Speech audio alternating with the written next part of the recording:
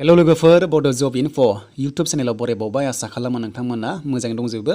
दा Assam police ABUB आरो लोगोसे आसाम पुलिस कामान्ड' पस्टआव मा डकुमेन्ट्स नांमारगौ नोंथांमोना भिडिअखौ नायलांबाय थादो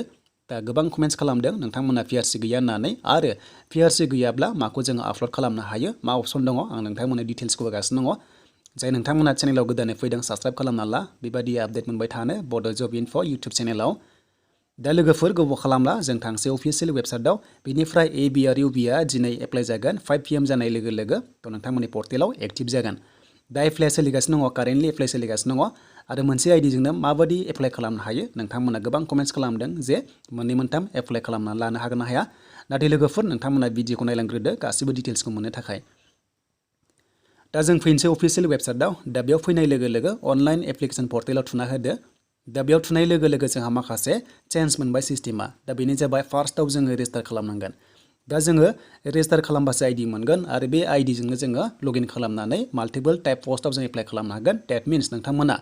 जेराव इलिजिबल जायो नों बेयावनो एप्लाइखौ खालामनानै लानो हागोन नोंनि बैसो क्वालिफिकेसन गासैबो गोरोबब्लानो नोङो बे मोनसे आइडिजोंनो एप्लाइखौ खालामबाय थानो हासिगोन आरो बे एप्लाइआ लाइफ टाइम थ' नोंथांमोना एप्लाइखौ लाइफ टाइम खालामनो हासिगोन बेनिफ्राय नोंथांमोना जि पस्टआव गोसो बेयावनो एप्लाइ खालामनो हागोन बेनिफ्राय लास्टआव एक्न'लेजमेन्ट नोंथांमोना डाउनलड खालामनानै लानो हागोन आरो लोगोसे नोंथांमोना बेयाव एक्टिभ मबाइल नाम्बारखौ होनांगौ मानोना बेयो जाबाय लाइफ टाइम आइडि जाबाय थ' नोंथांमोना आइडिखौ सासेयाव मोनसेल' मोनसिगोन SSC बादि बेखायनो नोंथांमोना मिस्टेक खालामनाङा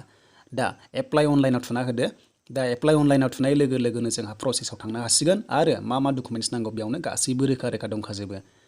दा जों फार्स्टआव बेबायदि मोनगोन लगइन दा जायफ्रा आइडि मोनखाबाय लगइनाव थुदो दा बेबायदि ओंखारगोन थुनाय लोगो लोगो दानिया जों बेयाव मोनगोन आइडि नाम्बार बेनिफ्राय फन नाम्बार आरो डेट अफ बार्थ थ' बेखौ नोंथांमोना फिल खालामजोबनानै लगइन खालामदो दा लगइन खालामनाय लोगो लोगो नोंनि प्रफाइला फैगोन आरो बेनिफ्राय नोङो माल्टिपल टाइपआव एप्लाइ खालामनो हासिगोन पस्टआव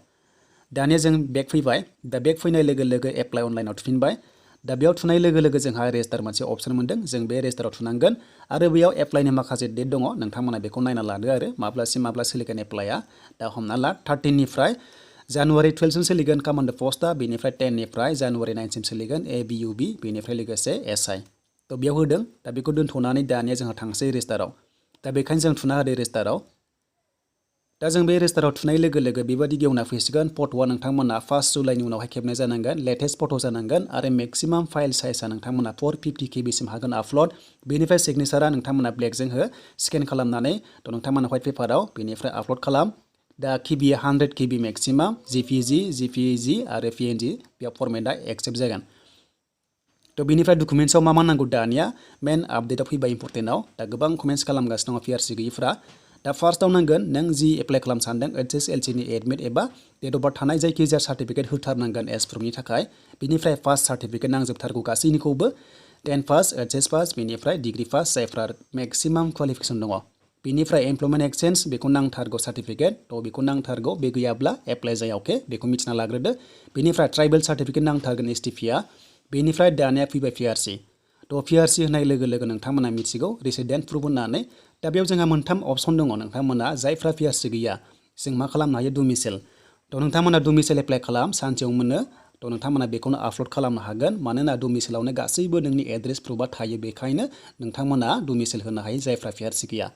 स' दानिया PRC इस्यु खालामा जबनि थाखाय नोंथांमोना मोनसे PRC मोनो इडुकेसन PRC नाथाय बे जबाव सोलिया अनलि इडुकेसन पार्पसावल' सोलियो होनना लिरनाय दंखायो आं बेखौ नोंथांमोननो लास्टआव दिन्थिगोन आंनि मोनसे PRC इडुकेसननि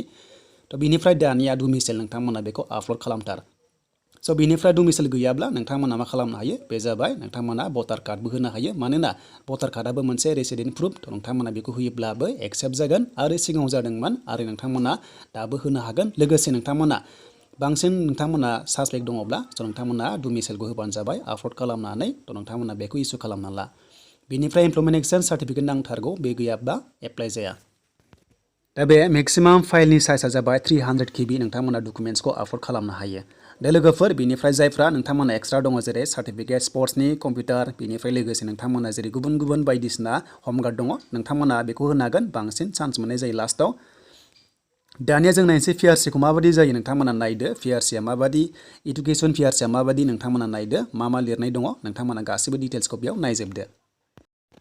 दा लोगोफोर बे मोनसे PRC बेयाव आंनि गासिबो डिटेल्सआ दङ बर'निबो दङ नोंथांमोना बेयाव नुनो मोनदों अरायथा थागिरिनि फोरमानलाइ होननानै नाथाय बे इडुकेसन PRC सो लोगोफोर जबनि नङा आरो बेयाव रोखा रोखा लिरनाय थाखायो दिस इज अनलि फर इडुकेसन पारपस होननानै आरो लोगोसे नट पारपस फर एनि आदारनि थाखाय नोंथांमोना बेयाव हानाय नङा अके थ' बेयाव नोंथांमोना बे जायफ्रा PRC दङ बेबादि टाइपनि इडुकेसननि बे एक्सेप्ट जाया मानोना बेयाव लिरनाय दंखायो लोगोफोर बे जाबाय अनलि इडुकेसन पारपस होननानै जेराव नोंथांमोना एडमिसन लानो सानदोंमोन इउनिभार्सिटि लेभेलाव अब्ला नोंथांमोना बेबादि PRC खालामनांगौ जायोमोन थ' लोगोफोर बे गासिबो डिटेल्सखौ नोंथांमोना गोसोआव लादो आरो नोंथांमोना एप्लाइखौ खालामदो स' बेनिफ्राय मोनसे आइडियानो सोलिबाय थासिगोन आरो बे आइडिजोंनो नोंथांमोना जेराव इलिजिबोल जायो बेयावनो पस्टआव एप्लाइखौ खालामनो हागोन जेरै कामान्ड' पस्टआव दङब्ला नोंथांमोना इलिजिबोल जादोंब्ला एप्लाइ खालामनो हागोन ABUB आरो लोगोसे SI नोंथांमोना बे पस्टआव एप्लाइखौ खालामनो हागोन दानिया लोगोफोर नोंथांमोना भिडिअ नायना मोजां मोनदों लाइक खालामदो कमेन्ट्स खालामदो आरो साबस्क्राइब खालामदो